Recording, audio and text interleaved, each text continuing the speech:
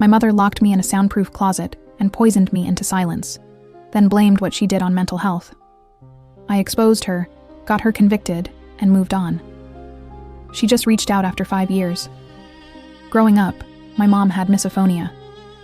For those who don't know, it's where you genuinely just cannot stand any loud sounds. And in my mom's case, they made her suicidal. My first memory is when I was 6 years old and my mom stuffed a dirty dish towel in my mouth, because in her defense, I was crying my eyes out after a simple fall. If I ever snored too loudly, she would play a very loud sound horn in my room until I woke up. This was to negatively reinforce my bad behavior, so that I would have an easier time not doing it. So, I ought to thank her. And on my 9th birthday, she got me a gift. It was a homemade report card with rows that were completely empty. She called it the Quiet Points system. Suddenly, everything clicked, because for the weeks leading up to this moment, she had labeled all the food in the kitchen with a sticky note that had a number on it. Bread was 2 points, while all the meat was at least 10 points or higher. You earned points through being quiet, and the times I found it hardest were the ones that earned more. For example, being quiet while I showered was only 3 points, while not snoring was given 8.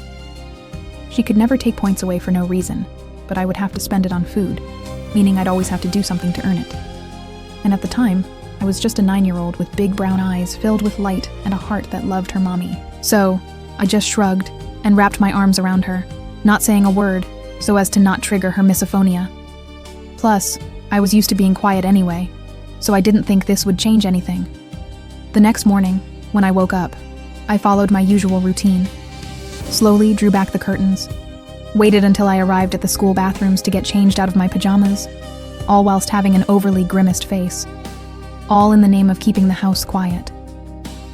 And apparently this pleased my mom a lot, because when I got home from school, she handed me the report card she had gotten me for my birthday. In big bold lettering, it said 30 points, followed by multiple smiley faces and hearts. And before I could say anything, she opened the fridge and showed me the selection I had to pick from for dinner. I could pretty much afford everything except my favorite ice cream. So I chose my favorite steak, and we enjoyed it together like any other healthy family. LOL JK. She made the steak extremely overcooked, so I couldn't swallow it without chewing super hard. And as a misophonic person, mouth sounds are deadly to my mother. I tried to chew extremely slowly, producing as much saliva as possible to help break down the meat. After 5 minutes of painfully slow chewing one piece, I couldn't take it anymore. I discreetly spit it out into a tissue, deciding I would eat nothing that day. But she still wasn't happy. "What the fuck are you doing?" my mom yelled. "A cow died for you today. The least you can do is eat it all. Put it back in your mouth now." My tiny fingers immediately unraveled the white tissue and shoved it back into my mouth. On the way in, I had my mouth open, and my tongue smacked against the roof of my mouth. I immediately went completely still, hoping she wouldn't notice. But I was too late. The room was silent as she banged both her fists against the flowery tablecloth. "You disgraceful bitch," she yelled at the top of her lungs. She grabbed the report card back from me and burned it on the stove. "You think I can't make you suffer the same way you make me suffer? Think again." I was already in a lot of fear, but that's when she grabbed my hands and shoved them towards the stove. "The burning pain you feel is only 20% of how I feel when you make noise. Remember that." Luckily, she never actually put my hand in the fire, and I didn't burst into tears. Heck, it didn't even make me cry. Not because I didn't feel upset, I did. And not because I didn't want to. I absolutely did. But because I didn't want my mom to punish me for making noise while crying. So I quietly tiptoed to bed and ended up having oxygen for dinner and breakfast and lunch and dinner again. You see, that one moment had made me go into the minus zone on my meal points, so I had nothing to buy my meals with. But my mom was a good person. She wasn't like other abusive parents that keep you healthy enough so as to not raise alarm bells. So, after 3 days of pure starvation, I fainted in school. It was only for 20 seconds. But everyone was really worried, especially since the first thing I said when I woke up was, "I'm sorry. I didn't mean to fall so loudly. Please don't starve me anymore." Lol. The guidance counselor pulled me into her room and handed me a Hershey's milk chocolate bar, a banana, and a Kind bar. I chewed them so quickly I was gagging. When I was done, I looked back up at her and her eyes were filled with tears while her face went ghost white. She didn't even ask or say anything, just told me they were calling CPS. The guidance counselor's hand shook as she reached for her phone. I watched her dial the numbers, each beep making my stomach twist tighter. She kept glancing at me between pressing buttons like she was checking I wouldn't disappear. Yes, this is Mrs. Henderson at Oakwood Elementary. I need to report a case of suspected child abuse and neglect. Her voice cracked on the last word. She gave them our address. My name, Sarah Carter. My mother's name, Linda Carter. Each detail felt like another nail in a coffin I couldn't identify yet. While she talked, I sat completely still. My body had learned that stillness meant safety, that movement created sound, and sound created pain. Even with my stomach finally full, the habit remained. I counted my breath silently, making sure each inhale and exhale made no noise. Mrs. Henderson hung up and turned back to me. Sweetie, some people are going to come talk to you. They just want to make sure you're safe. She pulled her chair closer, and the scraping sound made me flinch. Can you tell me more about what's been happening at home? I opened my mouth, then closed it. The words felt too loud before I even spoke them. But Mrs. Henderson waited, her face patient and kind in a way that made my chest hurt. My mom has misophonia. I whispered so quietly she had to lean forward. Sounds make her want to hurt herself, so I have to be quiet. And the food? Tell me about not being able to eat. I explained the point system, how I earned quiet points for not making sounds, how each food cost points, how I'd gone negative after making a mouth sound while eating. She made me put the chewed up meat back in my mouth from the tissue, I added, the memory making my stomach turn. Then she held my hands near the stove. She said the burning was only 20% of how sounds made her feel. Mrs. Henderson wrote everything down, her pen moving fast across the paper. How long has this been happening? The point system started on my birthday, but the being quiet, always. She put a dish towel in my mouth when I was 6 because I cried after falling. And she uses a sound horn when I snore. The door opened and Principal Morrison walked in with 2 people I didn't recognize. A woman with short gray hair and kind eyes and a younger man with a clipboard. This is Ms. Rodriguez from Child Protective Services, Principal Morrison said. And Mr. James, her colleague. They're here to help. Ms. Rodriguez sat down across from me. Hi there. I know this might be scary, but we're here to make sure you're safe. Can you tell me what happened today? I repeated the story, each telling making it feel more real and more terrifying. They asked questions about bruises. I didn't have any visible ones. About how often I ate depending on my points. About whether anyone else knew. No one, I said. We're going to need to go to your house, Ms. Rodriguez said gently, to talk to your mom and see your living situation. But first, I think the nurse should check you over. Make sure you're physically okay. The walk to the nurse's office felt endless. Other kids were in class, their muffled voices coming through doorways. Normal kids who could laugh and talk and eat without earning it. Nurse Patricia weighed me first. 72 pounds, she said, frowning. That's quite underweight for your age and height. She checked my blood pressure, looked in my eyes and throat, listened to my heart. Each test required me to move or breathe in ways that made sound, and I kept apologizing. Honey, you don't need to apologize for breathing, she said. But I couldn't stop. She documented everything while Ms. Rodriguez watched. The way my ribs showed, the dark circles under my eyes, how I flinched at every sound I made. When did you last eat before today? Nurse Patricia asked. 3 days ago, I had steak, but I couldn't chew it quietly enough. She exchanged looks with Ms. Rodriguez. We need to take her to the hospital for a full evaluation. No. The word burst out louder than I'd spoken in months. My mom will know. She'll know I made noise, that I told. I couldn't finish. Your mom is going to be contacted regardless, Ms. Rodriguez said. But you won't be going home until we've investigated. You're safe now. But I didn't feel safe. I felt exposed, like I'd broken every rule that kept me alive. My breathing got faster, louder, and I couldn't make it stop. The panic made more noise, gasping, wheezing, my heart pounding so hard I was sure everyone could hear it. Nurse Patricia grabbed a paper bag. Breathe into this. It's okay to make noise. You're safe. The principal's phone rang. Yes, Mrs. Carter is here. I see. Yes, I'll let them know. He hung up. Your mother just arrived. She's demanding to take you home." My whole body went rigid. Ms. Rodriguez noticed. "She can't take you anywhere right now. We have a legal hold while we investigate." They moved me to a small conference room away from the main office. I could hear my mother's voice getting closer, using her fake nice tone she saved for other adults. "I'm sure this is all a misunderstanding. My daughter has such an active imagination. You know how children can be. Mrs. Carter, I'm Ms. Rodriguez from CPS. We need to speak with you about some concerns that have been raised." "Concerns? This is ridiculous. My daughter has some behavioral issues we're working through. She's in therapy for attention-seeking behavior." I wanted to scream that it wasn't true, but years of training kept me silent. Through the door, I heard my mother explain her condition, how hard it was to live with misophonia, how she did her best despite her disability.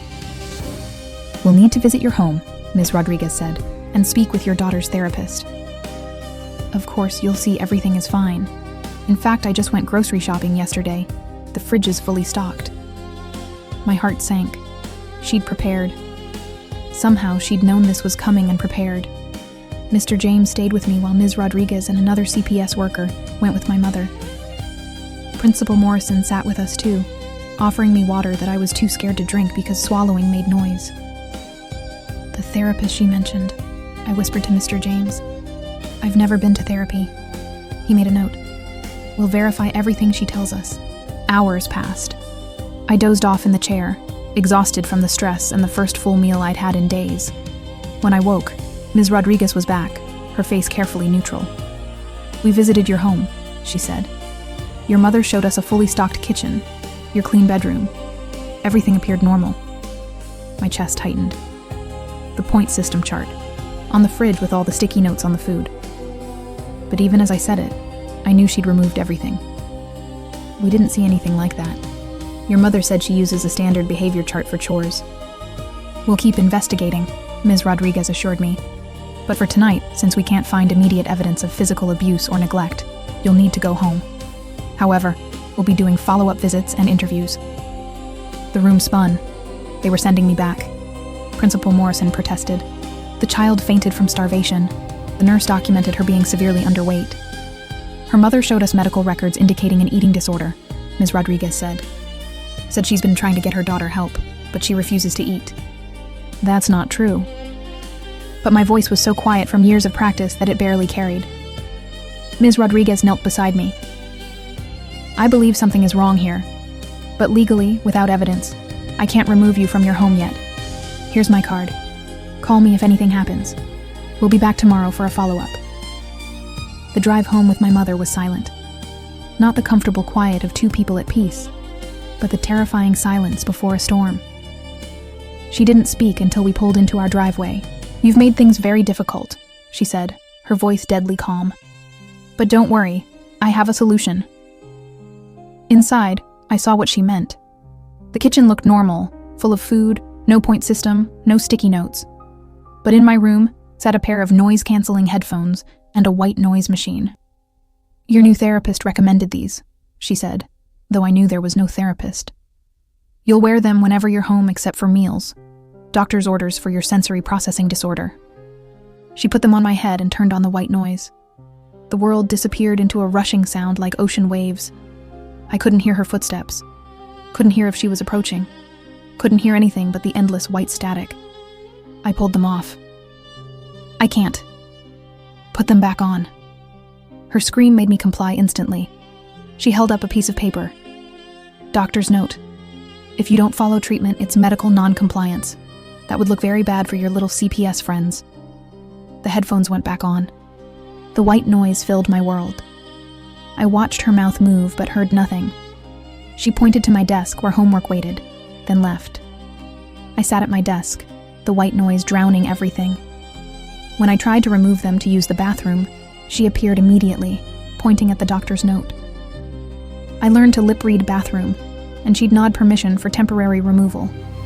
Dinner was the only reprieve. She'd tap my shoulder, remove the headphones, and we'd eat in silence. "Real food now," she said, keeping the fridge stocked, but the silence felt heavier than before.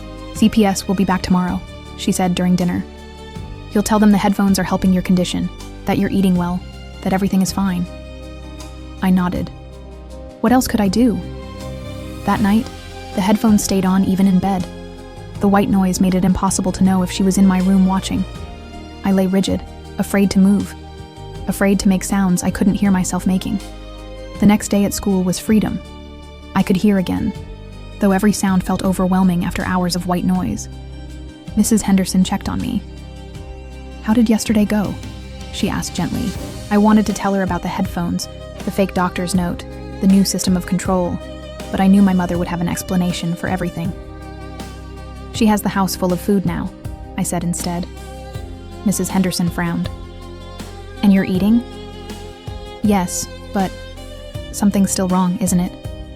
I nodded, tears threatening. "She has these headphones."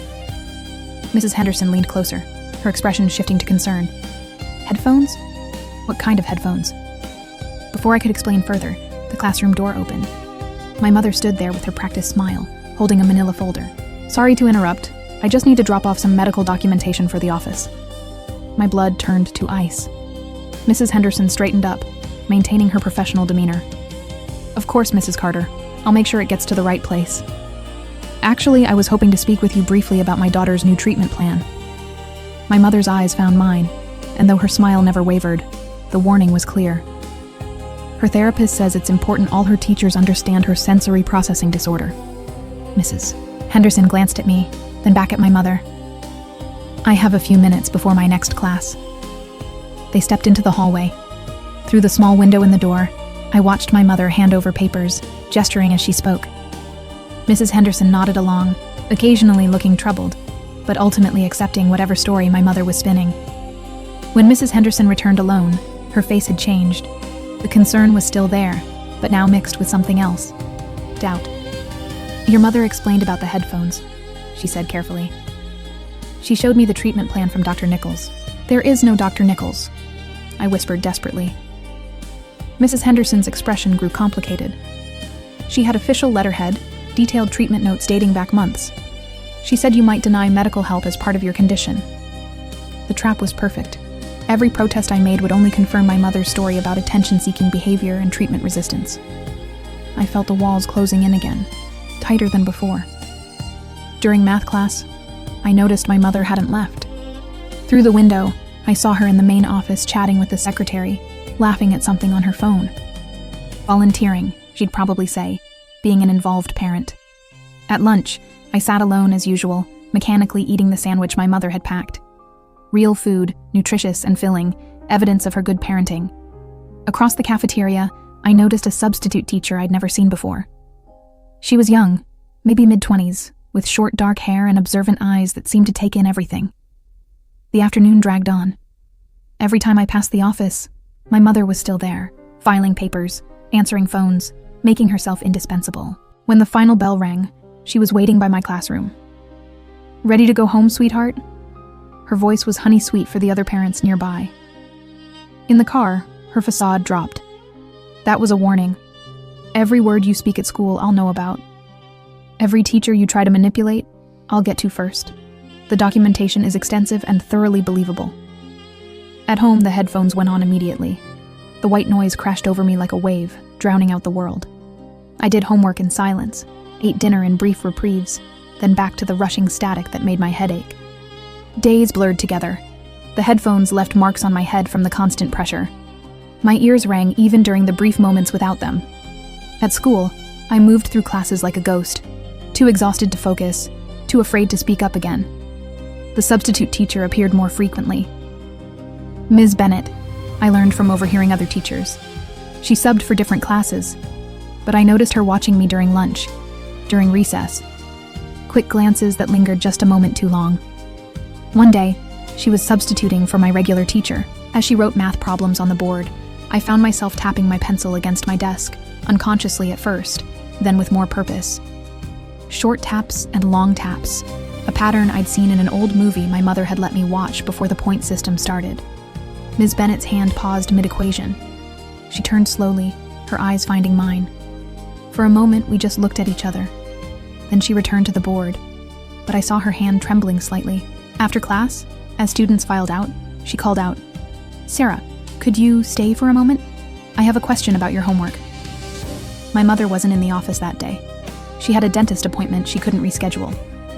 I approached Ms. Bennett's desk cautiously. She pulled out a piece of paper and wrote, "Are you okay?" I stared at the words, then at her. She tapped the paper. Once short, twice long, once short, then pointed at me with raised eyebrows. My hand shook as I took the pencil. Instead of writing, I tapped on the paper. 3 short, 3 long, 3 short. Her face went pale. She wrote quickly, "Who is hurting you?" I glanced at the door, then tapped again, more complex this time, spelling out slowly, "Mom." Ms. Bennett's jaw tightened. She wrote, "I'll help. Be careful. Act normal." I nodded and hurried out, my heart pounding. For the first time in months, I felt a spark of hope, but hope was dangerous. That evening, my mother was different, watchful. She made me remove the headphones during dinner but didn't speak, just studied me with calculating eyes. "Interesting day at school?" she finally asked. I shook my head, focusing on my chicken. "Ms. Bennett seems nice, young, idealistic. Probably thinks she can save the world one student at a time." Her tone was casual, but I heard the threat underneath. "Shame she's only temporary. I heard she might be transferred to another district soon." My hand stilled on my fork. She knew. Somehow she always knew. The next day, Ms. Bennett wasn't there. Or the next. When I finally saw her again a week later, she was substituting for the art teacher. She wouldn't meet my eyes. During art class, while working on a painting, I found a small folded note tucked under my paint palette. I carefully unfolded it beneath my desk. "Your mother visited my apartment. She knows where I live. I'm sorry." I crumpled the note, despair washing over me. Even Ms. Bennett, trained to recognize Morse code, probably former military or something, was powerless against my mother's manipulation. The weeks crawled by. My weight dropped again despite the regular meals. The constant white noise left me disoriented, stumbling into walls, unable to gauge distance or sound. At school, teachers grew concerned, but my mother always had an explanation: adjustment period to new medication, sensory integration therapy, breakthrough treatments for my condition. Then came the family therapy sessions. My mother had found a therapist, Dr. Klaus, who specialized in difficult children. The first session, I tried to tell the truth. "She makes me wear headphones all the time at home," I said, the words feeling strange after so much silence. "With white noise so loud I can't hear anything." Dr. Klaus nodded thoughtfully. "And why do you think your mother implements this treatment?" "It's not treatment. She just doesn't want to hear me exist." My mother dabbed at her eyes with a tissue. "You see, this is what I deal with. The aggression, the accusations. I've tried everything to help her." "I understand this must be very difficult," Dr. Klaus said to my mother. "Children with oppositional defiant disorder often reject helpful interventions." "I don't have that," I protested, interrupting, arguing, refusing to comply with reasonable requests. Dr. Klaus made notes. Classic presentations. My mother pulled out her phone. "I've actually been recording some of her behaviors at home for documentation purposes." She played a recording. It was my voice, but distorted. Edited sounds of me supposedly slamming doors, stomping, screaming, things I'd never done, couldn't do without severe punishment. But the audio was convincing. "That's not," I stammered. "Denial is also typical," Dr. Klaus said. "Mrs. Carter, I think we need to consider more intensive interventions." The sessions became weekly torture. My mother would play her edited recordings, show her fabricated documentation, cry about how hard she tried. Dr. Klaus ate it up, prescribing medications that made me foggy, recommending stricter behavioral controls, validating every twisted narrative my mother spun. I stopped protesting. What was the point? Every word I said was twisted. Every truth I told became evidence of my condition. At school, I grew more isolated.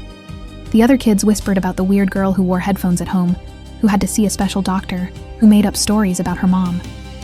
Even teachers kept their distance, warned by my mother about my manipulative tendencies.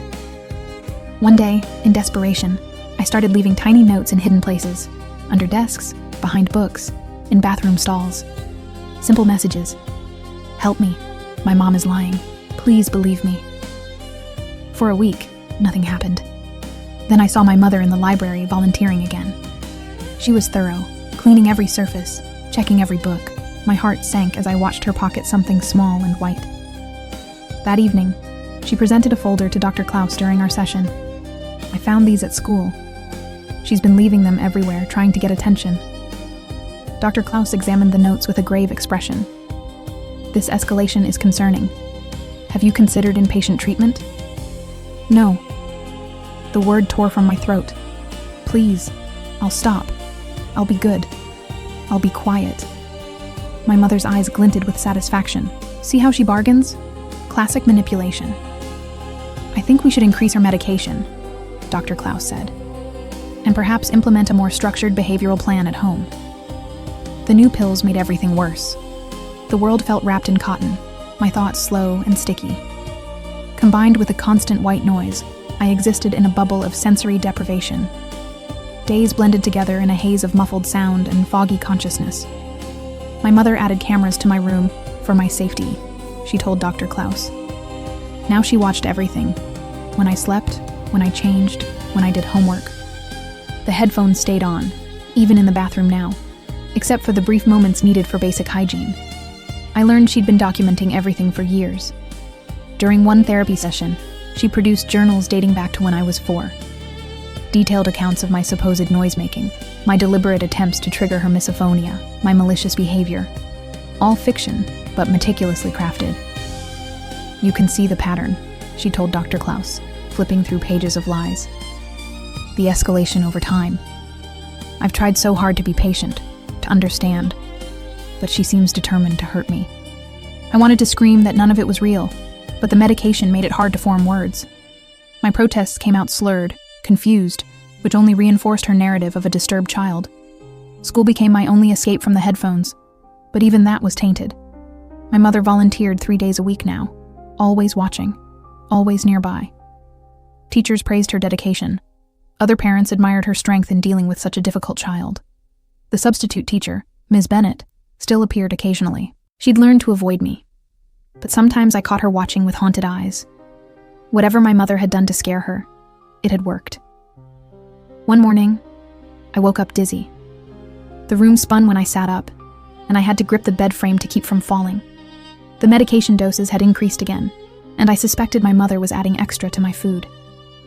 At breakfast, I struggled to lift my spoon. My mother watched with false concern. You seem tired, sweetheart. Maybe you should stay home today. No, I managed. School meant no headphones. School meant a break from the white noise that was slowly driving me insane. If you insist, she said, but I saw her make a note in her journal. At school, I could barely stay awake. During PE, while attempting to run laps, my legs gave out. I collapsed on the track, the world tilting sideways.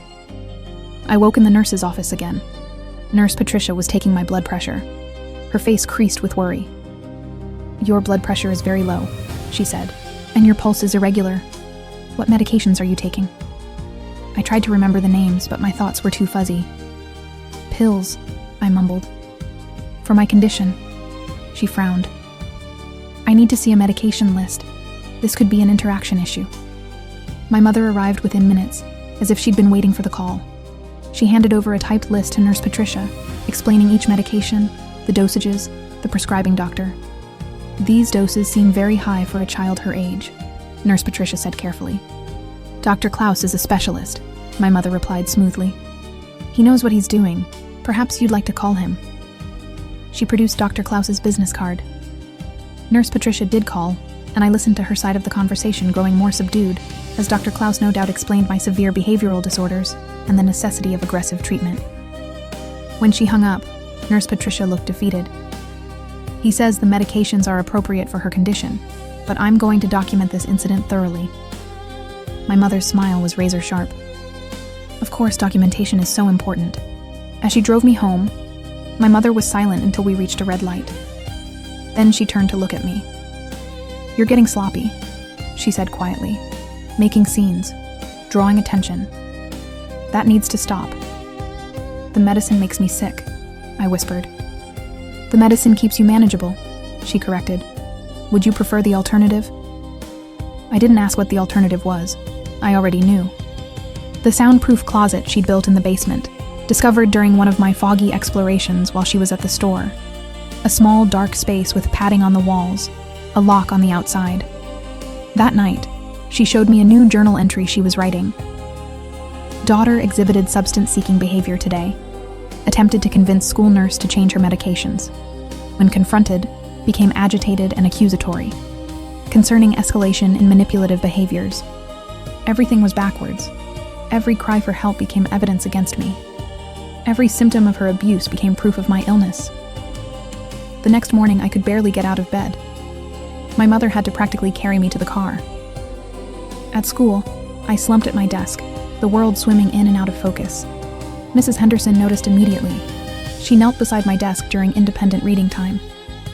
"Are you feeling all right?" I wanted to tell her everything. The medications, the edited recordings, the soundproof closet waiting in the basement. But the words wouldn't come. My tongue felt too heavy. My thoughts too scattered. "Medicine," I managed to whisper. She glanced toward the door where my mother was undoubtedly lurking somewhere in the building. "I'm going to talk to the principal," she said quietly. "This isn't right." But by lunch, I saw Mrs. Henderson in the principal's office with my mother. Through the window, I watched my mother pull out her phone, show something on the screen. Mrs. Henderson's face went pale. She nodded slowly, then left the office without looking back. My mother caught my eye through the window and smiled. That afternoon, Mrs. Henderson avoided me. When I tried to approach her desk after class, she busied herself with papers. "You should get to your next class," she said without looking up. Another ally lost, another adult who'd tried to help, silenced by whatever my mother had shown her. I wondered what it was this time. Edited videos of me being violent, fabricated threats I'd supposedly made. The possibilities were endless when you controlled the narrative. The days blurred worse after that. My mother increased the medications again, claiming I was showing increased agitation at school. The white noise from the headphones mixed with the fog in my brain until I wasn't sure what was real anymore. Sometimes I thought I heard her voice through the static, whispering things I couldn't quite make out. Sometimes I woke up in different clothes than I'd gone to bed in, with no memory of changing. The cameras in my room recorded everything, but I never saw the footage, just knew it existed. Another weapon in her arsenal. During a particularly bad week, when I could barely walk straight, the fire alarm went off at school. The sudden loud noise sent panic through my medication-dulled system. I tried to stand to follow the evacuation procedure, but my legs wouldn't cooperate. I made it 3 steps before crashing to the floor. This time I didn't get up. I woke in the hospital. The beeping of machines and the absence of white noise was so jarring I started crying. A doctor I didn't recognize was examining me, her face serious. "Can you tell me what medications you're taking?" she asked gently. I tried to remember, but my mother appeared in the doorway before I could speak. "Oh, thank goodness," she cried, rushing to my bedside. I was so worried. She hasn't been taking her medications properly, hiding them, spitting them out. Dr. Klaus warned this might happen. The doctor frowned. The blood tests show extremely high levels of sedatives in her system, far above therapeutic doses. "She must have taken extra," my mother said quickly. "She's been hoarding them. I found a stash in her room just yesterday. I was about to call Dr. Klaus about it." "I need to speak with the patient alone," the doctor said firmly. My mother's grip on my hand tightened painfully. "Of course, but you should know she's been diagnosed with severe oppositional defiant disorder and a tendency toward manipulation. Dr. Klaus can provide full documentation." After she left, the doctor pulled her chair closer. "I'm Dr. Sarah.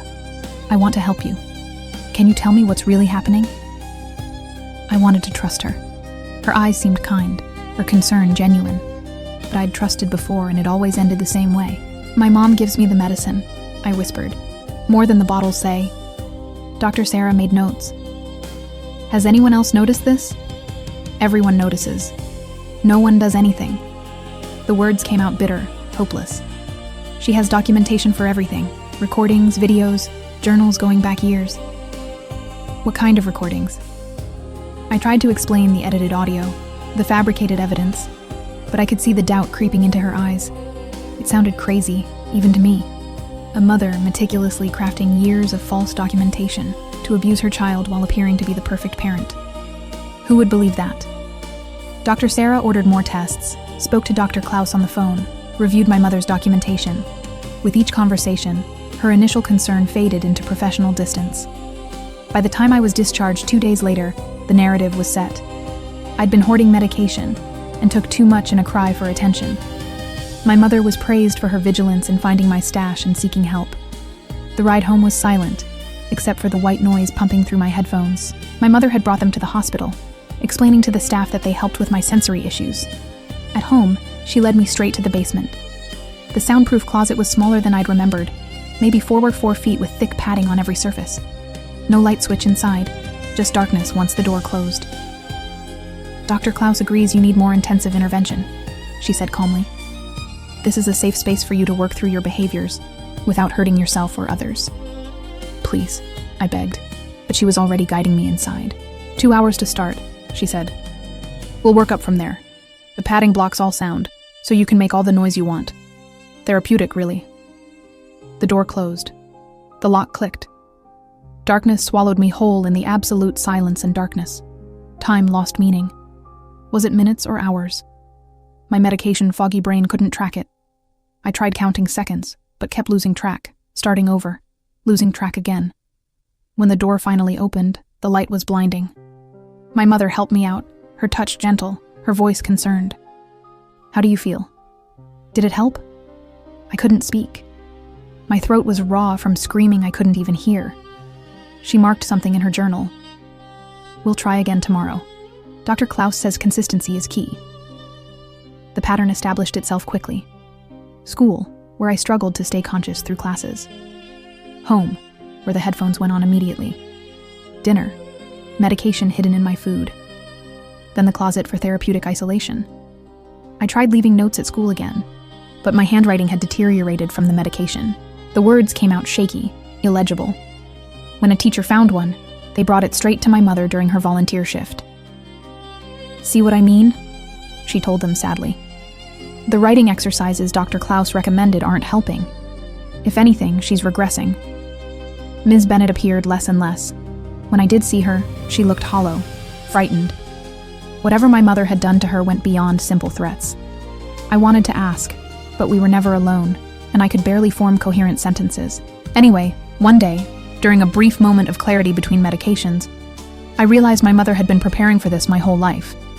Every documented incident, every piece of evidence, every professional she'd fooled, it was all intentional. She'd built an impenetrable fortress of lies with me trapped inside.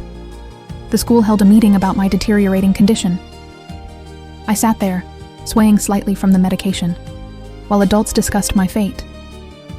My mother presented her evidence, the journals, the recordings, the notes I'd left, the medication hoarding, the hospital incident. We're considering residential treatment, she told them, tears in her eyes. Dr. Klaus knows an excellent facility that specializes in cases like hers. Principal Morrison looked troubled. This seems like quite an escalation. Perhaps we should get a second opinion. My mother's face hardened for just a moment, before the tears returned. Of course, if you think that's best, though I worry about the delay. She's getting worse every day. Mrs. Henderson spoke up quietly. I've noticed she seems heavily medicated. Perhaps that's contributing. Are you a medical professional? My mother interrupted. Because Dr. Klaus is, as was Dr. Sarah at the hospital, as is her pediatrician who signs off on all her prescriptions. I'm doing everything I can to help my daughter. And frankly, these accusations are hurtful. The meeting ended with apologies to my mother and promises of support. Another victory for her, another defeat for me. That night, the closet time extended to 4 hours. In the darkness, I felt my sanity slipping away.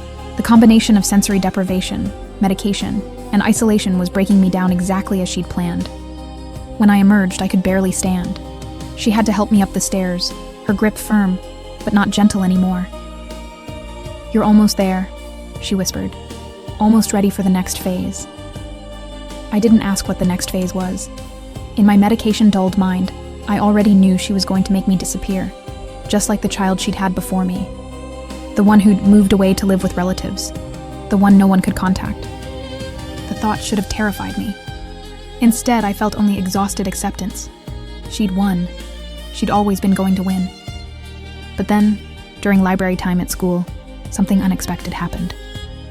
I was slumped at a table, pretending to read while fighting to keep my eyes open, when someone sat down across from me.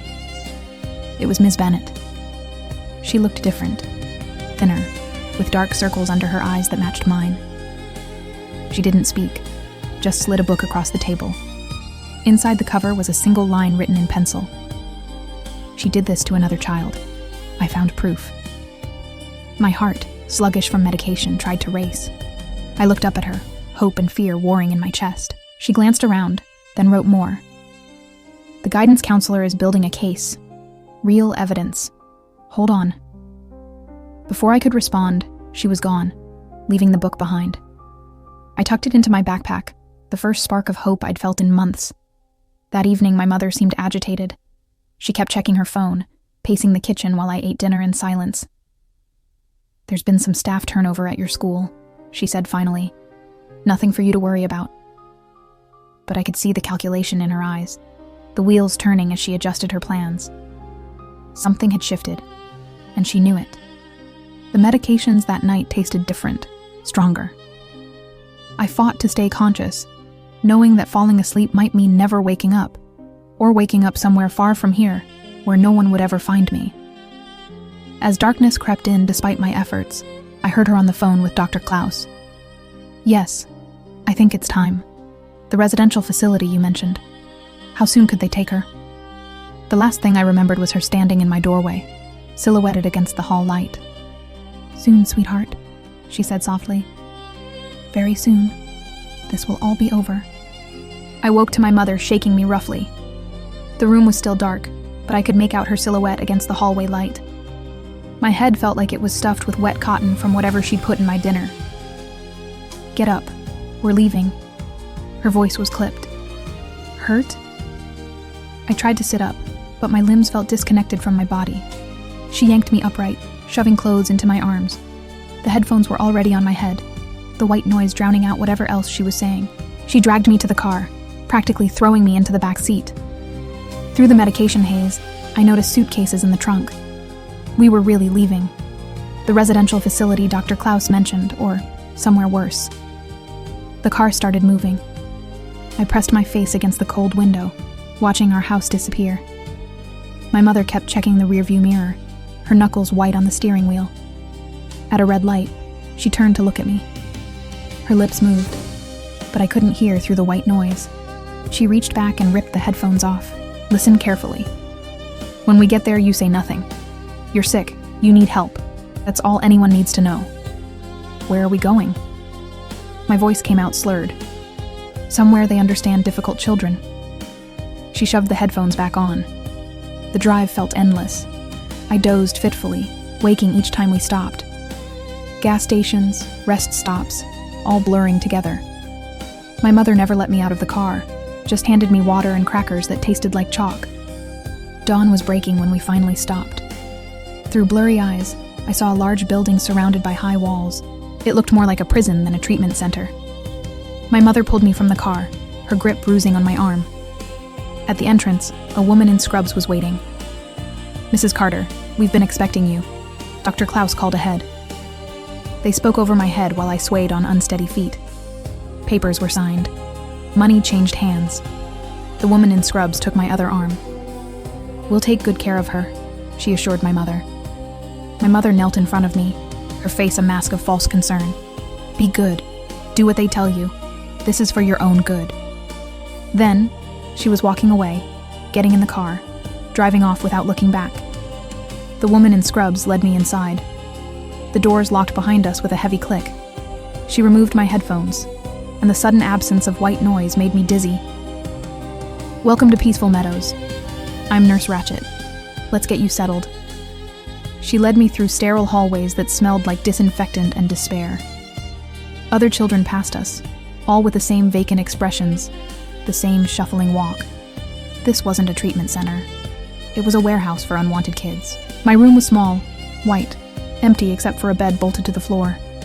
No windows, a camera in the corner, its red light blinking steadily. "Medication time is at 8 noon, 4 and 8, Nurse Ratchet said.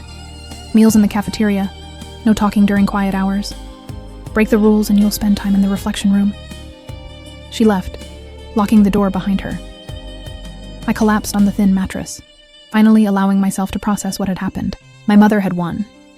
She'd successfully disappeared me, just like the other child Ms. Bennett mentioned. But Ms. Bennett had found proof. Mrs. Henderson was building a case. They knew something was wrong. They had to be looking for me. Days passed in a medicated blur. The pills here were different, but just as numbing. I shuffled to meals, sat through group therapy where we weren't allowed to actually speak, stared at white walls during reflection time. I tried to keep track of time, but the days blended together. No windows, no clocks, no way to know if it had been a week or a month.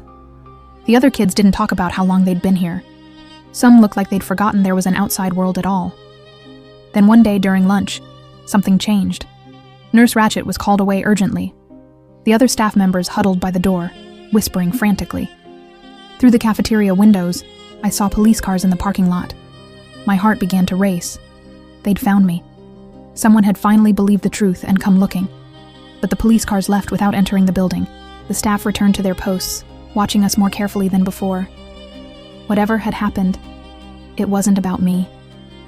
That night, unable to sleep, I heard voices in the hallway. Nurse Ratchet and someone else arguing in hushed tones.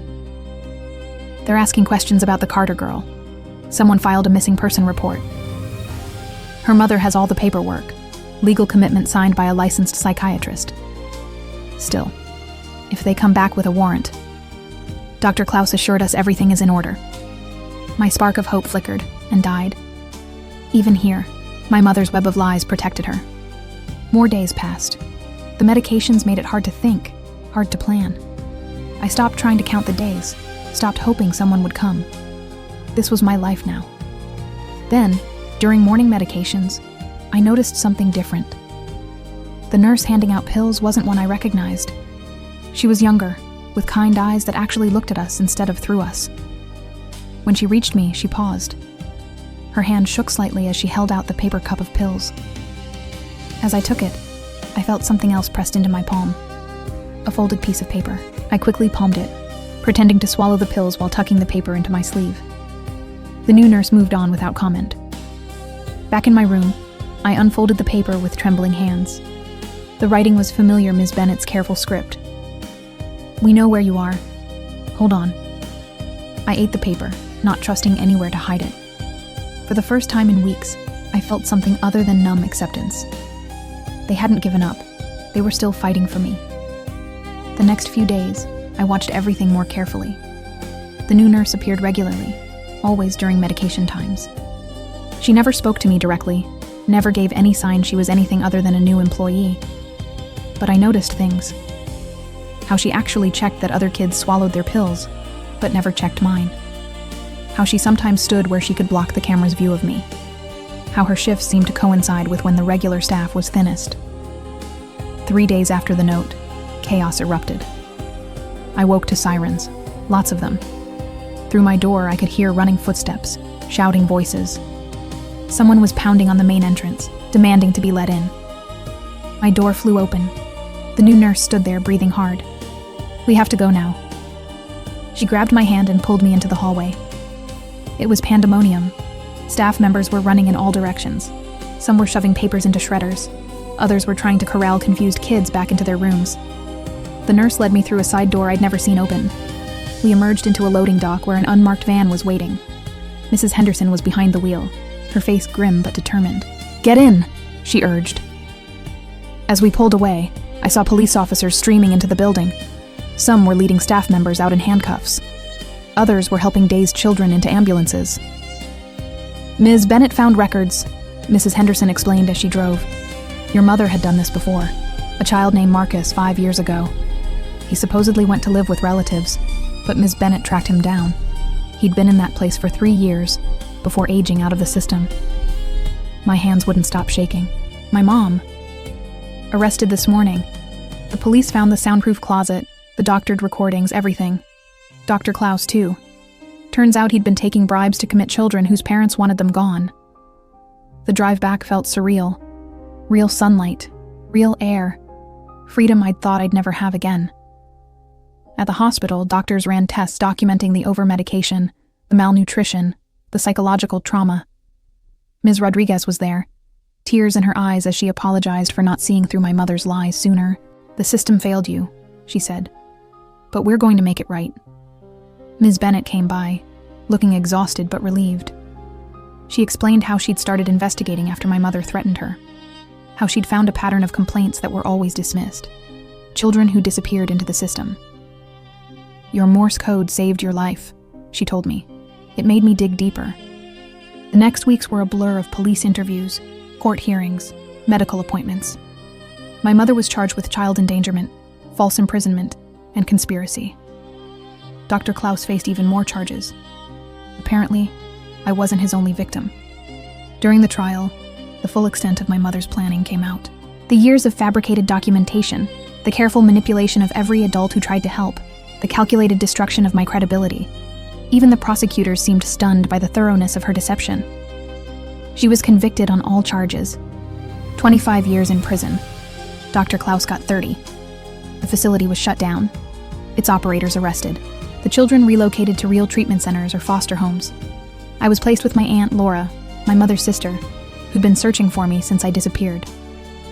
She was nothing like my mother, warm, loud, encouraging me to make noise, to take up space, to exist without fear. The recovery wasn't easy. Years of conditioning don't disappear overnight. I still flinched at sudden sounds, still caught myself walking too quietly, still sometimes reached for headphones that weren't there. But slowly, with therapy, real therapy, and patience, I began to heal. I learned to speak above a whisper. I joined the school choir, surrounded myself with music and laughter and all the sounds my mother had forbidden. Mrs. Henderson visited regularly, bringing cookies and homework and normalcy. Ms. Bennett helped me with Morse code, turning my trauma into a skill I could be proud of. Even Ms. Rodriguez checked in, determined to prevent other children from falling through the cracks. The day I testified at my mother's sentencing, I spoke clearly and loudly. I told the court about the point system, the starvation, the soundproof closet. I looked her in the eye as I described years of torture disguised as parenting.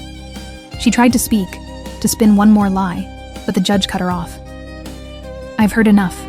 The evidence is overwhelming. The defendant will serve the maximum sentence." As they led her away, she turned to look at me one last time. I didn't flinch, didn't go silent. I stood tall and watched her disappear into the system she'd tried to trap me in. That night, my aunt made my favorite dinner, steak, cooked medium rare, tender enough to chew without effort. We ate together, talking and laughing, filling the house with all the sounds of a real family. I started 10th grade at a new school where nobody knew my story, made friends who didn't understand why I got so happy about simple things like humming in the hallway or tapping my pencil during tests. The nightmares faded, the flinching stopped. I learned to trust adults again, to ask for help without fear of punishment, to exist loudly and proudly in a world that no longer demanded my silence. On the anniversary of my rescue, I got a letter from Marcus, the boy who'd come before me. He thanked me for being brave enough to signal for help, for breaking the cycle. He was in college now, studying social work, determined to help kids like us. I wrote back, telling him about my new life, how I'd joined drama club, debate team, anything that required me to use my voice, how I was thinking about becoming a teacher myself, someone who would notice when children went too quiet. My aunt framed the court documents declaring my mother's loss of parental rights, not out of spite, but as proof that justice was possible, that truth could overcome even the most elaborate lies. I kept the Morse code book Ms. Bennett had given me, but now I used it for fun, teaching friends secret codes, tapping out jokes during boring assemblies. What had once been a desperate cry for help became just another way to communicate. The investigation revealed my mother had never actually had misophonia. It was all an elaborate excuse for control, a way to justify the torture. The real condition was hers, a pathological need to dominate, to silence, to erase. But she'd failed. I was still here, still breathing, still speaking, still making all the noise I wanted. On my 18th birthday, I stood in my aunt's kitchen, surrounded by friends and chosen family. As they sang "Happy Birthday," loudly, joyfully, beautifully off-key, I closed my eyes and let the sound wash over me. I was free.